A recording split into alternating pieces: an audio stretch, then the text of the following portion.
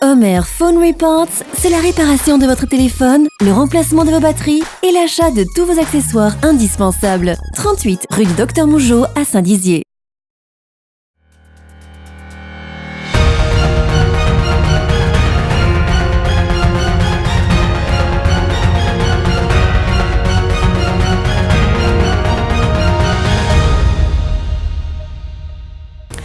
Bonsoir à tous, nous sommes le vendredi 25 octobre, bienvenue dans votre journal week-end, voici les titres. Christophe Castaner, ministre de l'Intérieur, était à Vitry-le-François ce matin, nous étions sur place. À Dommartin-le-Franc, c'est déjà Halloween, vous découvrirez dans ce journal les activités proposées par Métallurgique Park.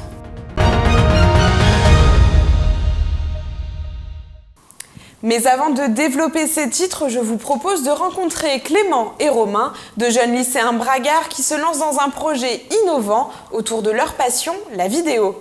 On retrouve tout de suite notre journaliste Julien Carré en duplex du lieu du tournage de S-Live. Eh bien écoute, oui Lisa, je suis en compagnie de Romain et Clément, les deux principaux porteurs de ce projet. Ils sont arrivés ici aux alentours de 14h afin d'installer leur matériel, mais il en manque une partie pour être opérationnel dès demain à partir de 20h pour leur live. Et justement, comment va se dérouler ce live ? Eh bien c'est Clément qui va répondre à cette question. Bien, c'est très simple, ça commencera du coup demain à 20h sur ma chaîne YouTube, donc Scro. On a décidé de faire un programme qui touche un petit peu tout le monde, c'est-à-dire que si les spectateurs n'aiment pas forcément les jeux vidéo, on a prévu de faire du sport, des gages aussi pour motiver un petit peu les spectateurs à donner de l'argent. Donc voilà, on a fait quelque chose qui est un peu divers, qui peut plaire à tout le monde et c'est pour une bonne cause, donc on essaie de faire une réelle émission de 24 heures en fait, si vous voulez. Et donc justement, ce live a une valeur caritative puisque tous les dons seront distribués pour l'association Nos Amis les Bêtes. Et combien espérez-vous récolter ? Alors le montant idéal qu'on aimerait récolter, ce serait 1 000 €. Même si un seul euro serait déjà énorme puisqu'il sort de la poche de n'importe qui. Et à la base, cet argent n'est pas destiné à être donné, donc 1 euro, c'est déjà énorme. Et le processus pour pouvoir du coup participer et donner de l'argent, comment ça se passe ? Alors, en dessous du live, nous avons une description et dans la description, ce sera le premier lien. On clique dessus et on a un montant que nous pouvons mettre de 1 à n'importe quel montant. Et on peut payer par PayPal ou par carte bleue et du coup, on sait que c'est assez sécurisé sur ça.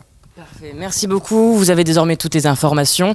Et pour les soutenir et les regarder, rendez-vous sur leur chaîne YouTube Scro à partir de 20h dès demain. Merci Julien. Et je vous le disais en titre, Christophe Castaner était dans la Cité Rose ce matin pour inaugurer la nouvelle gendarmerie de Vitriat. Julien Carré et Nicolas Fontaine étaient sur place pour vous. Ce vendredi matin, la ville de Vitry-le-François a été placée sous haute surveillance afin d'accueillir le ministre de l'Intérieur Christophe Castaner. Chaque année, 1 à 2 casernes de gendarmerie sortent de terre et pour l'occasion, elles bénéficient de visites officielles du ministère de l'Intérieur afin d'être inaugurées. Tel est le cas pour la compagnie Vitriat.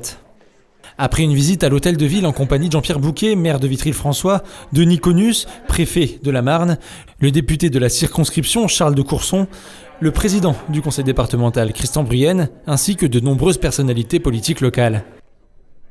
Par la suite, le ministre s'est rendu à la nouvelle brigade de gendarmerie située dans le quartier du Hamois, dans le but de procéder à l'inauguration officielle de cette dernière. Pour ce faire, la traditionnelle découpe du ruban tricolore s'est déroulée devant l'entrée des locaux. Ce dossier démarre en 2012 et nous sommes en 2019. Vous voyez, il s'est passé 7 ans avant de pouvoir réaliser et d'inaugurer. Ça veut dire qu'il y a une action continue de l'État en matière de sécurité et c'est extrêmement important parce que c'est 16 millions d'investissements, mais au-delà des 16 millions, c'est de bonnes conditions de travail pour les gendarmes, de bonnes conditions de logement et c'est une meilleure efficacité. C'est aussi la reconnaissance de leur travail qui est fait au quotidien. Après une visite du bâtiment, il a pu constater l'équipement des différentes brigades, la brigade locale, le peloton de surveillance et d'intervention de la gendarmerie, la brigade motorisée, la brigade de recherche, mais aussi la compagnie de gendarmerie de la Marne pour le secteur de Vitry-le-François. C'est une réelle avancée dans le cadre justement de la protection et de la sécurité des citoyens, puisqu'on est tous concentrés sur le même lieu, que ce soit au niveau donc, des unités comme la brigade territoriale, le peloton de surveillance et d'intervention de la gendarmerie, la brigade motorisée, la brigade recherche. Donc nous sommes tous concentrés sur un même lieu, nous habitons tous sur un même lieu, et ce qui nous permet justement de mobiliser plus rapidement les forces. S'en est suivi de l'honneur au drapeau, ainsi que des remises de décorations et de félicitations à différents militaires de la compagnie de Vitry-le-François. Christophe Castaner a remis l'insigne de l'Ordre national du mérite au major Manchuel. La plaque inaugurale où est apposé le nom de la gendarmerie, lieutenant Pichard, a été dévoilée par le ministre de l'Intérieur, le maire de la ville ainsi que le fils du lieutenant. Le nom de cette caserne n'a pas été choisi au hasard, puisqu'elle rend donc hommage à ce soldat tué à Hels-l'Évêque dans les années 1940 durant la bataille de France. C'est évidemment très émouvant pour moi, mais je suis pour rien si j'ose dire, hein. Je ne suis que le descendant, c'est mon père qui est honoré et je vous dis ses collègues, ses camarades de combat qui se sont du reste très bien battus, puisque mon père a eu l'honneur de commander les 3 derniers chars du bataillon.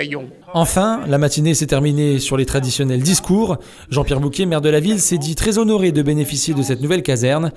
Pour Christophe Castaner, cette nouvelle brigade de 17 000 m² est un symbole de renouveau et montre que le territoire renforce sa sécurité. À la fin de ce discours, le ministre n'a pas souhaité répondre à nos questions.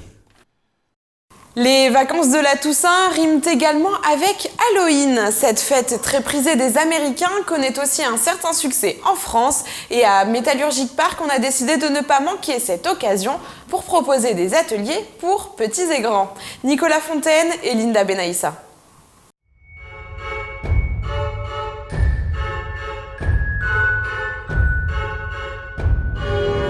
Le site de Métallurgique Park profite des congés scolaires pour se parer aux couleurs d'Halloween. 26 visiteurs, parmi lesquels de nombreuses familles, étaient sur place pour participer aux différents temps d'animation ludiques et interactifs qui leur ont été proposés ce mercredi après-midi. Donc aujourd'hui c'était la chasse aux sorcières, donc avec des ateliers prévus en première partie. Donc c'était atelier de médailles en étain. Et pour les plus grands souvent, et pour les plus petits, on avait prévu des ateliers culinaires qui hélas ont été annulés faute de participants.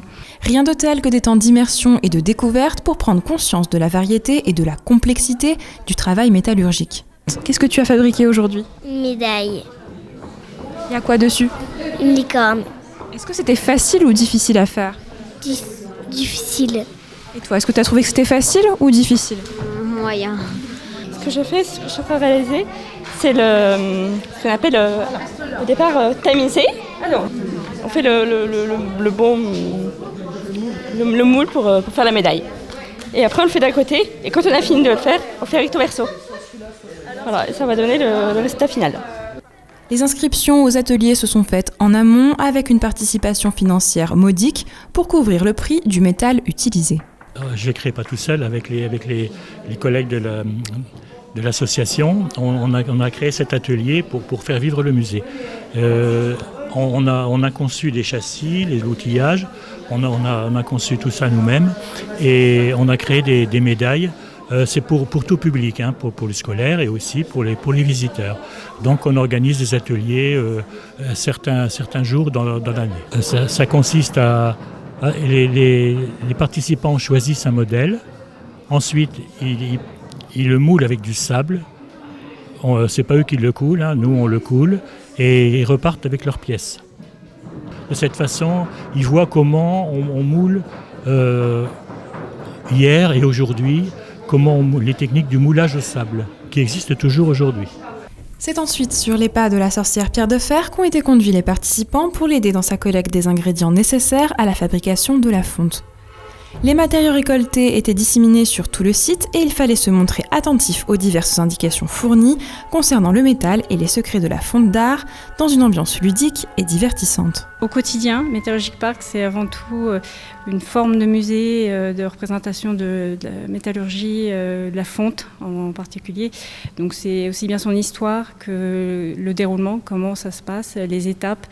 On peut y voir des pièces qui ont été fabriquées, on peut y voir un haut fourneau, monument historique, avec un spectacle animé qui présente justement tout le déroulement quand il était en activité, avec le rôle de chacun, les étapes. Travail en équipe et dégustation de bonbons, les visiteurs avaient toutes les clés en main pour découvrir le site de manière originale et devenir incollables sur ce riche patrimoine industriel encore trop souvent méconnu. Pour y remédier, rien de tel que de se rendre à l'exposition temporaire La Fonte dans la ville, organisée sur le site à Dommartin-le-Franc jusqu'au 17 novembre, concernant la place de la fonte dans notre quotidien.